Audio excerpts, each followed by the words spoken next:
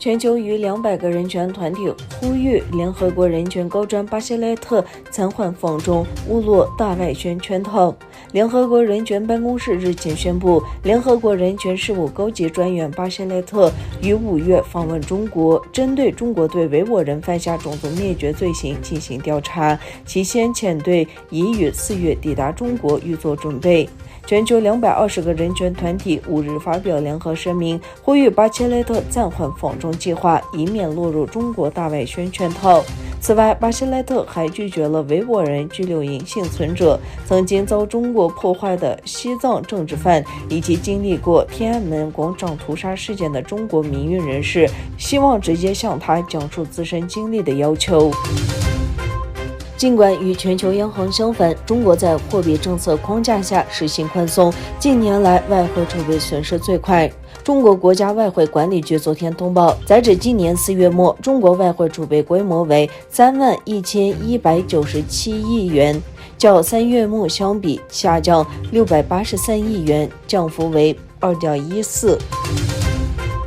总部位于波士顿的网络安全公司赛博瑞森在一份最新的报告中说，他们的研究人员有中度高度的信心认为，由臭名昭著的中国国家行为体 IPT4A 带头的长达多年的恶意网络行动，从北美、欧洲和亚洲大约30家从技术到制造公司的多次入侵中，窃取了数百千兆字的知识产权和敏感数据，包括蓝图、图表、配方和制造相关的专用数据。报告说，攻击者还收集了可能用于未来网络攻击的信息，例如目标公司的业务部门、网络构架、用户账号和凭证、员工电子邮件和客户数据的详细信息。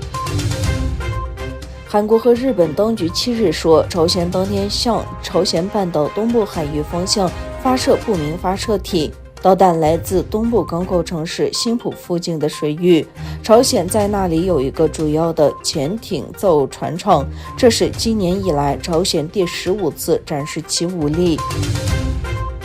为了扶植本土科技产业，北京政府下令所有的中央政府机关与国营企业必须在2年内淘汰所有外国品牌的电脑，也就是说，未来只能够用中国产的电脑来办公。北京似乎对国货信心满满，但有中国网友抱怨，国产电脑和 Windows 软体无法相容，为了办公，现在还得多加装模拟器。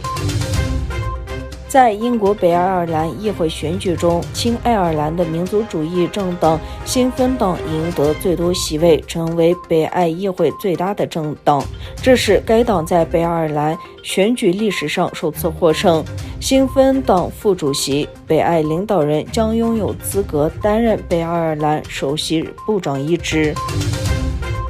阿塞拜疆国家安全局否认了一些俄罗斯官员声称阿塞拜疆存在生物研究中心并得到第三国财政支持的说法。一些俄罗斯官员声称，在美国的支持下，乌克兰、莫尔多瓦、格罗吉亚和阿塞拜疆都有生物研究实验室。